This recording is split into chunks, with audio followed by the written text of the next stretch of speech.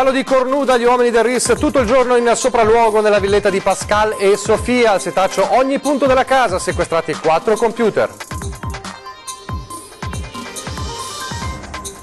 10 anni fa a Castelfranco venne rapita e uccisa Iole Tassitani, l'incubo della famiglia che presto l'assassino possa uscire dal carcere. Sarebbe un epilogo incredibile, dice l'avvocato dei parenti. Dall'anno pomeriggio i funerali di Federica Brollo, la ventenne di Cairano morta nel tragico incidente di Altivoli. Intanto è emerso che il fidanzato alla guida dell'auto aveva bevuto. Processo BPV, alla via la prima udienza, in migliaia si costituiscono parte civile davanti al tribunale. La rabbia di chi è stato truffato e privato dei risparmi. Oggi lo sciopero nazionale dei medici ospedalieri, non sono mancati disagi nelle strutture sanitarie della Marca.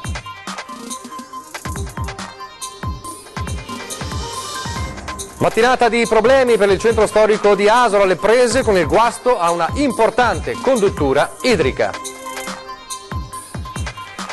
Continua il nostro viaggio tra i vostri presepi, questa sera la creazione dei piccoli alunni della scuola materna Piaget di Mogliano Veneto, ispirata alla Biennale.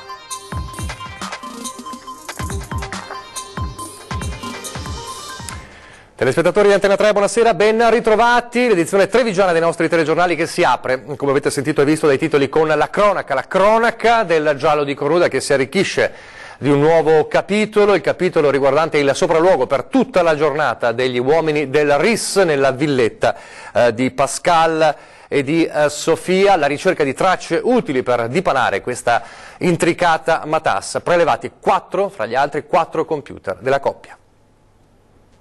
Non c'è delle bandierine, non ci sono le bandierine.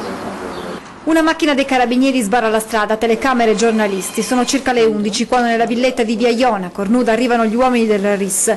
I militari si mettono subito al lavoro, esaminando ogni angolo dei 3 piani dell'abitazione dove fino a poche settimane fa Daniel Pascal Albanese e la compagna Sofia Meniche vivevano. La casa viene trovata in perfetto ordine, nulla sembra fuori posto.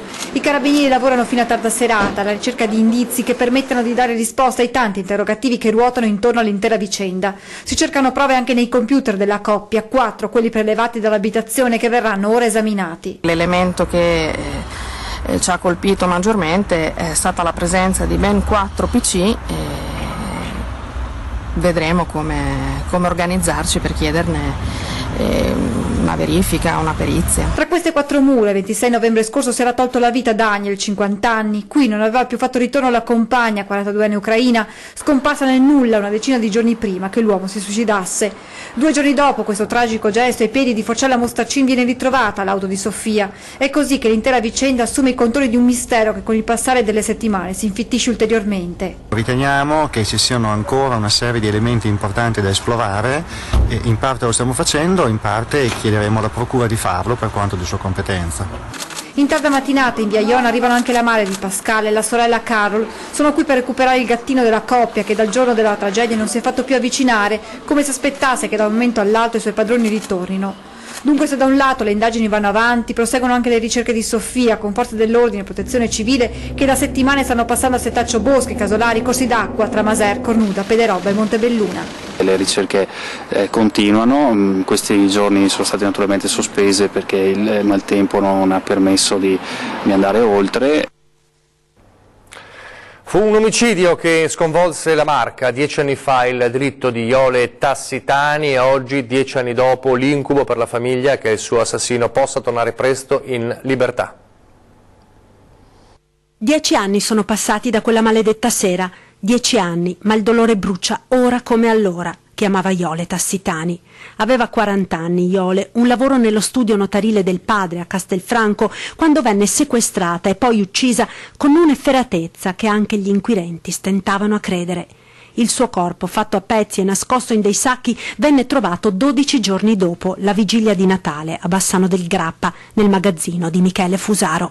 Grazie al rito abbreviato, il falegname è stato condannato a 30 anni di reclusione. Ora è rinchiuso nel carcere di Padova, dove si è dedicato alla preghiera e allo studio. Ha conseguito il diploma di ragioniere e si è iscritto all'università.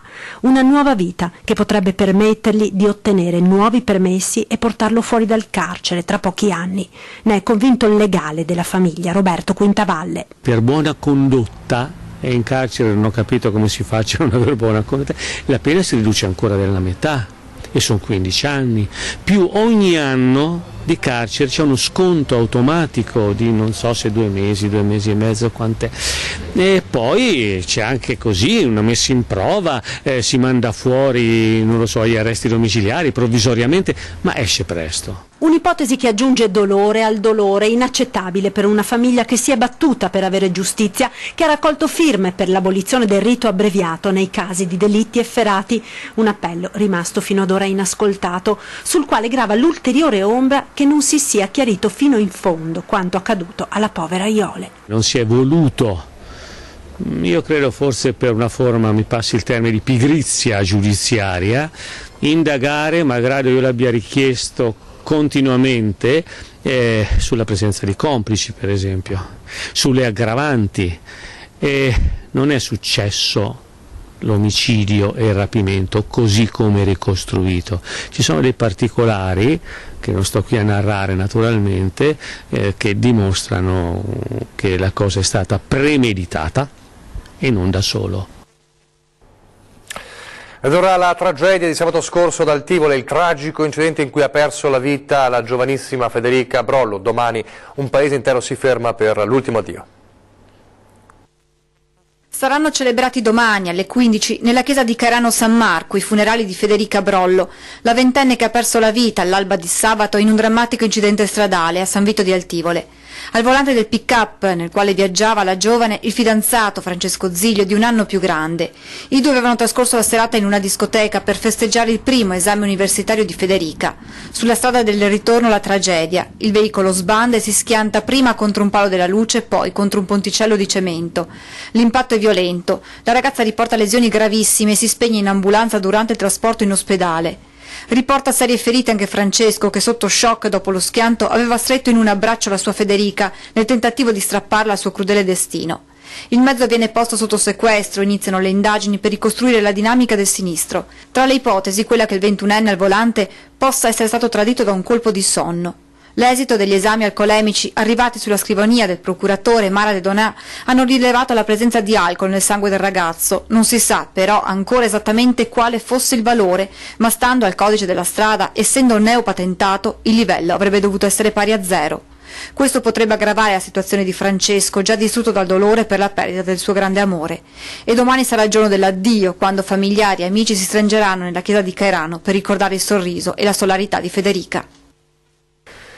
Vittima di un incidente stradale anche Francesco Sansone, il 75enne di Codognè, morto nel tardo pomeriggio di ieri, un drammatico schianto, una vita nel mondo del sindacato, della CISL, lo stesso sindacato che oggi lo piange. Lutto nel mondo sindacale della Marca per l'improvvisa scomparsa di Francesco Sanson, 75 anni, morto ieri a Codognè dopo essere uscito di strada mentre era alla guida della sua auto. Una fuoriuscita autonoma, forse provocata da un improvviso malore che non ha lasciato scampo allo storico sindacalista della Filca CISL.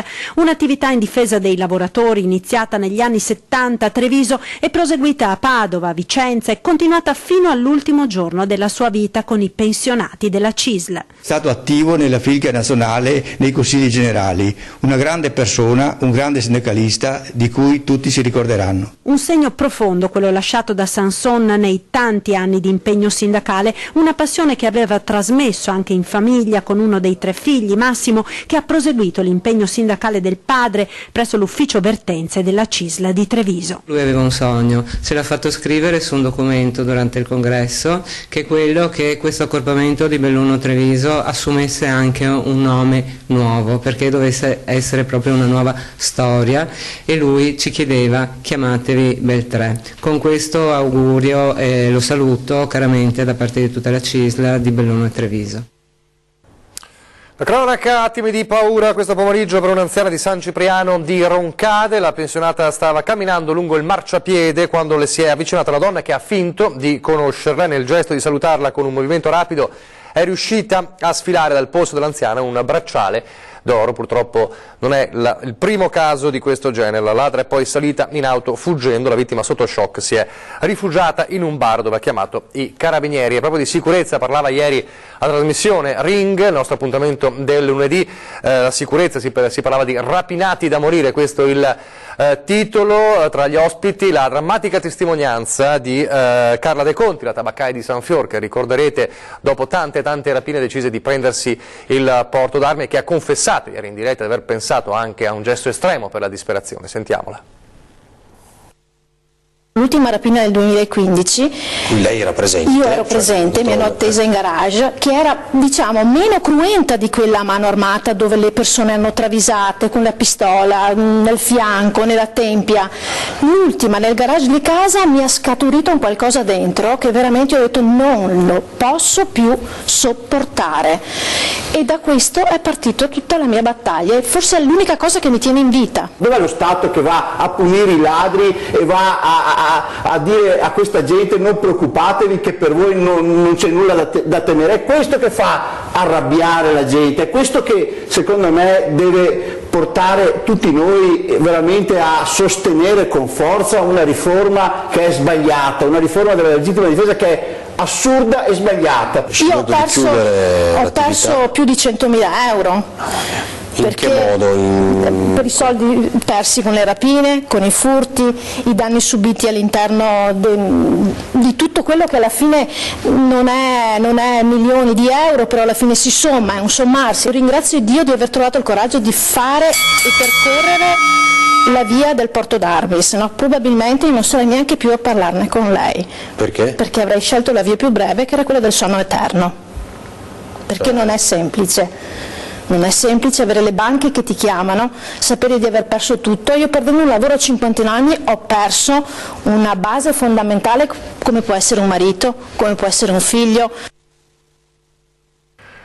Un'altra disperazione è quella dei risparmiatori truffanti dalle ex banche popolari. Stamane l'udienza, al via la maxi udienza per il processo BPV, tantissime migliaia le costituzioni di parte civile da parte dei tanti risparmiatori. Davanti al tribunale la rabbia di moltissimi risparmiatori, anche trevigiani. È incredibile, però la realtà è questa. Ho messo da parte per anni e anni qualche soldino, spariti. Ride per non piangere, lui come tanti ha perso i suoi soldi in quel gorgo che è il crack BPV, e dire che i risparmi per lui erano vitali. Che li mettevo da parte per curarmi, che come si vede ho le mie problematiche fisiche. Le cicatrici del crack BPV, c'è chi oggi non ha più i soldi per curarsi, c'è chi ha perso tutti i suoi risparmi.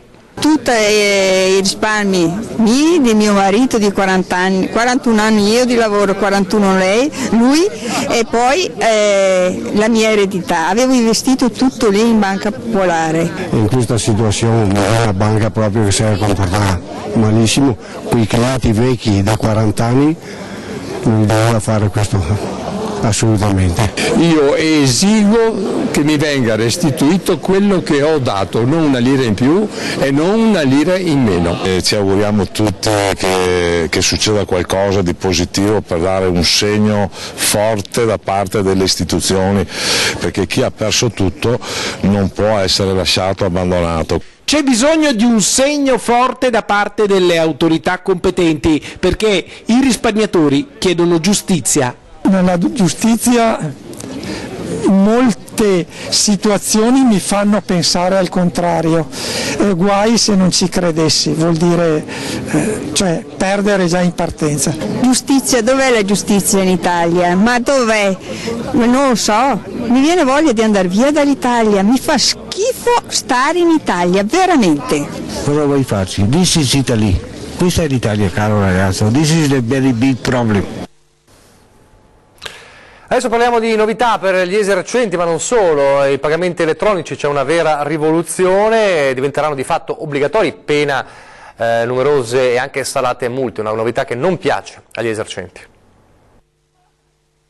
Via libera ieri del Consiglio dei Ministri sui servizi a pagamento elettronici. Tra le norme, limite alle commissioni interbancarie che per il bancomat calano dallo 0,5 allo 0,2% del valore dell'operazione, mentre passa dallo 0,7 allo 0,3 per le carte di credito. Confermato il divieto di applicare un sovrapprezzo ai clienti per i pagamenti elettronici, mentre le commissioni saranno ulteriormente ridotte per le sole operazioni nazionali del valore inferiore ai 5 euro. A questo va sommata la norma che attende l'applicazione del Ministero del Tesoro, che prevede una multa di 30 euro ai gestori che non accettano pagamenti con carte o bancomat. Norme non molto gradite dagli esercenti, convinti che questi siano null'altro che ulteriori regali alle banche. A dirlo il coordinatore della CGA di Mestre Paolo Zabeo, che sottolinea come il governo, pur riducendo gli oneri tra le banche, non ha stabilito i costi di commissione tra banche e piccoli operatori economici, che pur approvando la tecnologia chiedono più pressione agli istituti di credito. Noi da diversi anni abbiamo dei servizi con il bancomat, con le banche, però abbiamo delle commissioni anche molto alte da sostenere ancora. Quindi che cosa chiedete al governo, cosa chiedete alle istituzioni? Che le banche azzerino i costi dei bancomat. Penso che sia giusto che un commerciante debba dare servizio al proprio cliente, questo sì. Questo lo vivo sia come commerciante, come imprenditore, ma sia anche come utente quando anch'io faccio delle compere. Quando non trovo questa comodità al giorno d'oggi, la trovo una cosa che non è più di questi tempi. O almeno le commissioni fino a 30 euro, così il pagamento elettronico non troverebbe più ostacoli. Oggi lo sciopero nazionale dei medici ospedalieri, non sono mancati disagi nella Marca. Scongiurato lo sciopero dei medici di famiglia, l'agitazione dei camici bianchi si è spostata nelle corsie degli ospedali con lo sciopero nazionale dei medici ed il rinvio di visite, interventi chirurgici programmati ed esami, adesioni all'80% secondo le associazioni sindacali dei sanitari. Io spero che ci sia il consenso anche da parte dell'utenza, perché noi stiamo scioperando sì per noi, per il nostro ruolo che da anni non viene poi rivisto e riqualificato, ma stiamo scioperando per la sicurezza dell'utenza, perché in questo costante sottofinanziamento della sanità chi poi rischia, oltre a noi dal punto di vista professionale, è l'utente. Disagi negli ospedali della Marca, sospesa l'attività operatoria a Castelfranco. A Treviso l'agitazione ha avuto ripercussioni soprattutto in alcuni reparti come la neurochirurgia, dove sono saltate alcune sedute operatorie programmate. In altri, come ginecologia, sono state rinviate visite ed esami specialistici. Attività ambulatoriale irregolare a Conegliano, visite rinviate a cardiologia ed ortopedia a Vittorio Veneto e Montebelluna. Comunque, comunica l'ULSS 2, si è cercato di fare il possibile per contenere il disagio all'utenza. Peraltro, sottolineano i sindacati, in alcuni reparti già sotto organico i medici, pur aderendo potenzialmente alla protesta, hanno regolarmente lavorato. Ci sono reparti che hanno avuto delle difficoltà, i colleghi per senso di responsabilità non hanno scioperato perché sono sotto organico in maniera grandissima, e scioperare in questa situazione ovviamente era un aggravio per i colleghi che rimanevano e una situazione difficile anche per i pazienti che dovevano essere assistiti.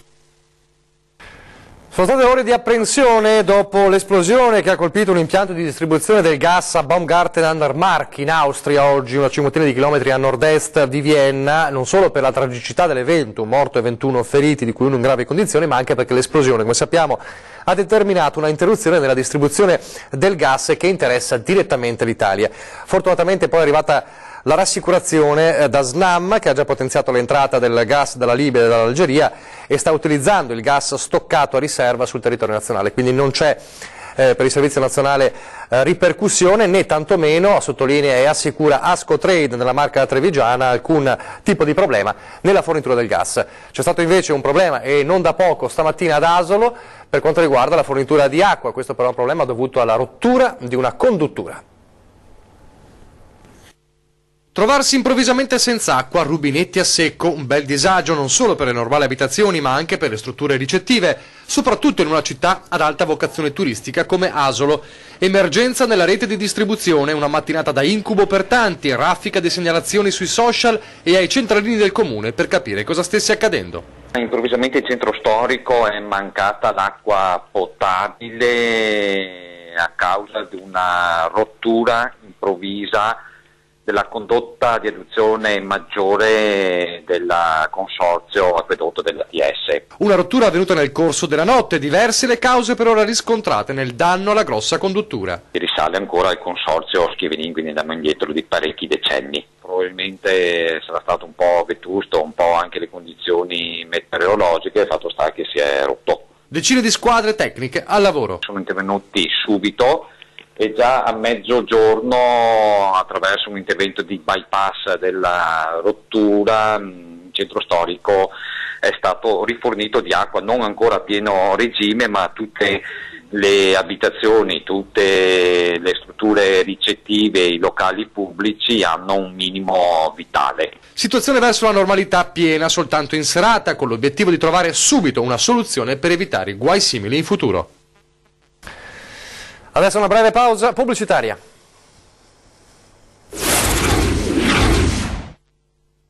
Fiscale. Rieccoci in studio, TG di Treviso, a San Biagio di Callalta, ora dove la fortuna ha baciato una pensionata. Un regalo di Natale anticipato, quello che si è fatto una pensionata settantenne di San Biagio di Callalta. Sabato la signora ha acquistato 2 biglietti del Gratta e Vinci nella tabaccheria Zambona all'interno del centro commerciale Tiziano. La signora mi ha chiesto di dargli 2 biglietti, possibilmente vincenti. Io gli ho detto: signora, ha qualche preferenza? Lei mi ha detto: no, scegli tu. Con il primo biglietto vince 2 euro, poco convinta inizia a cancellare le caselline del secondo tagliando da 3 euro. Ha grattato il secondo Gratta e Vinci e ha vinto il valore di 200.000 euro, però la signora non se ne era resa conto. L'anziana chiede al tabaccaio di controllare lui stesso il biglietto. Noi l'abbiamo controllato, lo abbiamo passato a macchina, è uscito la dicitura, primo premio. La fortunata vincitrice non si rende però subito conto della cifra vinta. Abbiamo spiegato alla signora la cifra in lire e a quel punto la signora ha iniziato a tremare, ha avuto un gran sorriso, diciamo, però ha avuto come un po' un mancamento. L'anziana viene accompagnata al vicino bar, è il tempo di bere un bicchiere d'acqua e di riprendersi, torna in tabaccheria a ringraziare tutti. Ci raccontava appunto che ha una famiglia numerosa e che quindi questi soldi sicuramente li avrebbe divisi con tutti i componenti della famiglia. Per fortuna non piove sempre nel bagnato, diciamo così, e ne siamo contenti. Non è la prima volta che la tabaccheria Zambon viene baciata dalla fortuna, l'anno scorso sono stati vinti 500.000 euro. Questa volta la soddisfazione è ancora più grande perché la settantenne qui è conosciuta. Sabato, prima di andarsene, la donna ha promesso di ritornare. Io spero che con questa cifra qua, diciamo, un pensiero, un qualcosa alla tabaccheria arrivi, così poi magari dividiamo con tutto il gruppo. Un grazie andrà alla signora Maria Grazia, la cui mano fortunata ha venduto il biglietto vincente. Lei è altrettanto fortunata? No, diciamo che quando compro io i Gratta e Vinci purtroppo non è così. Torna, come sappiamo, la nostra rubrica sui presepi, i cartelli in sovraimpressione per segnalarci qual è la vostra creazione. Noi verremo a casa vostra per poterlo riprendere, oppure se avete la possibilità di fare dei video, potete inviarci dei video al numero che vedete in sovraimpressione su WhatsApp. La nostra tappa di oggi è a Mogliano Veneto, la scuola di infanzia Piaget, un presepe realizzato dai bimbi e dalle maestre, dagli insegnanti e ispirato alla Biennale.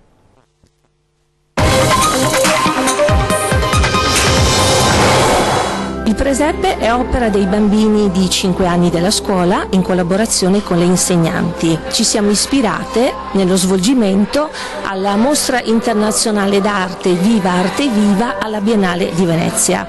In particolare abbiamo preso spunto dalle opere dell'artista sarda Maria Lai che erano esposte alle corderie dell'Arsenale. Come riferimento c'è il filo.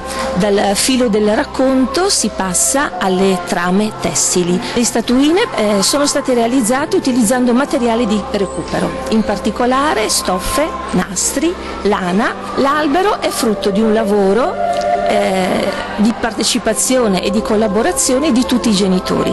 Ogni bambino ha portato a casa un cilindro di cartone che insieme ai propri genitori, ai propri familiari, ha adornato con materiale simile a quello utilizzato per il presepe. A nome di tutte le insegnanti e di tutti i bambini e le bambine della scuola e dei genitori, buone feste a tutti. Siamo davvero in chiusura, vi ricordo, a 20:10 fra pochissimo si parla di banche di BPV, la giornata della prima udienza con il professor Francesco Pontelli, docente di economia, e con Andrea Arman dell'associazione Don Torta. Il titolo è BPV, prima udienza, aspettando Zonin. Vi lascio adesso le previsioni del tempo, grazie per averci seguito e arrivederci.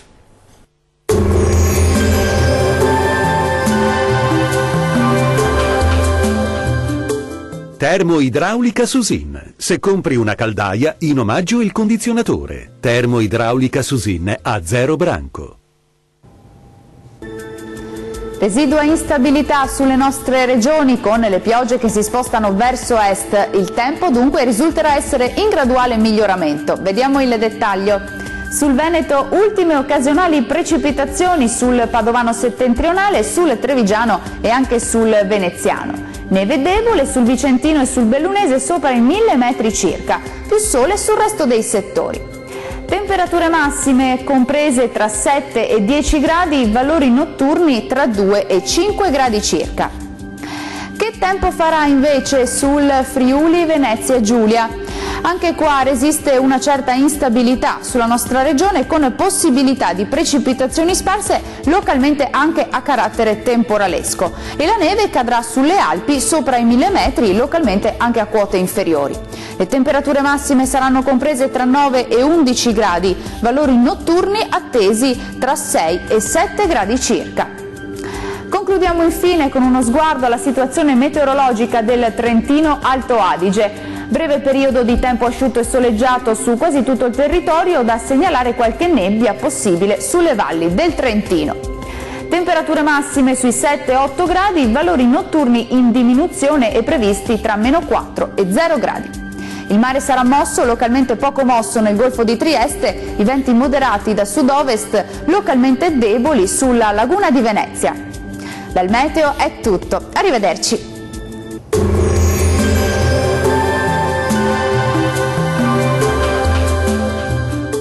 Termoidraulica Susin. Se compri una caldaia, in omaggio il condizionatore. Termoidraulica Susin a 0 branco.